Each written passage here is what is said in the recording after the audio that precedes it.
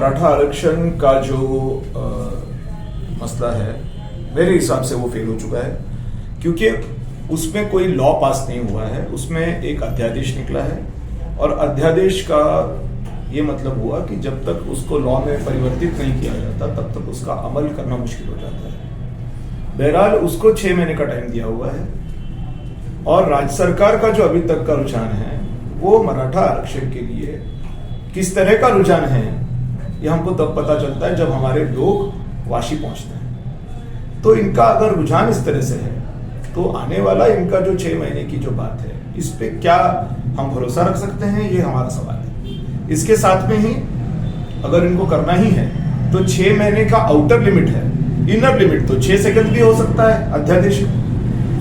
तो आप तुरंत अगर आपको करना ही है, आपको इंटेंशंस आपके क्लियर हैं, तो आप इसको तुरंत इमरजेंसी अधिवेशन बुलाइए। जैसे 5 बजे अपने सुबह शपथ विधि दी थी, उठाया था अंकल जी को, वैसे आप कीजिए, इसको लॉ में परिवर्तित कीजिए। अभी कोई आचार संहिता नहीं चल रही।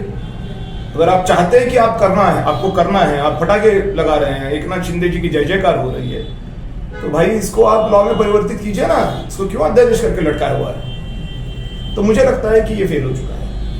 यदि ये लॉ में परिवर्तित करते हैं तब एकनाथ शिंदे जी की जय हो सकती है, तब तक नहीं हो सकती। और जैसे मैंने कहा कि रुझान इनका ठीक नहीं तो वाशी तक जाना ही नहीं पड़ता। तो अब मुझे कुल मिला करके ये लगता है कि जब ये फेल हो गया है तो करना क्या चाहिए जिसकी वजह से न्याय मिले, इंसाफ मिले।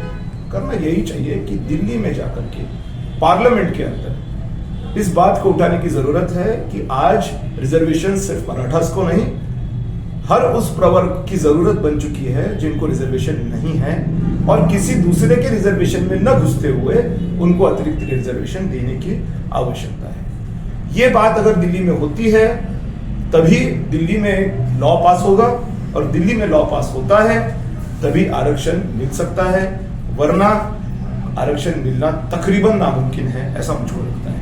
साथ में ही जैसे मैंने कहा कि ओपन में या जिसको आरक्षण नहीं है उसमें कौन आता है? हर बंदा आता है, ब्राह्मण आता है, मुसलमान आता है, जो भी बंदे को नहीं मिल रहा है वो हर बंदा उसके अंदर आता है। तो इनको भी इंसाफ मिलना चाहिए, क्योंकि जगह कम है। आरक्षण की जरूरत क्यों पड़ती है? क्योंकि जगह कम होती है।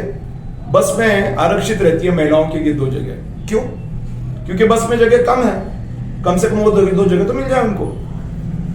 प्रॉब्लम ये है कि 40 साल पहले जो 6 टायर की बस चलती थी, 40 साल के बाद में भी 6 टायर की बस चल रही है। पॉपुलेशन बढ़ चुका है, तो बस को अभी 16 टायर की बनाओ या तो आरक्षण बढ़ाओ, वो 2 महिला को कम करके उसमें किसी को मत घुसाओ और 4 सीट को आरक्षण दे दो। यही इसका इलाज है, और वो महाराष्ट्र में नहीं होगा, वो होगा दिल्ली में। आपको क्या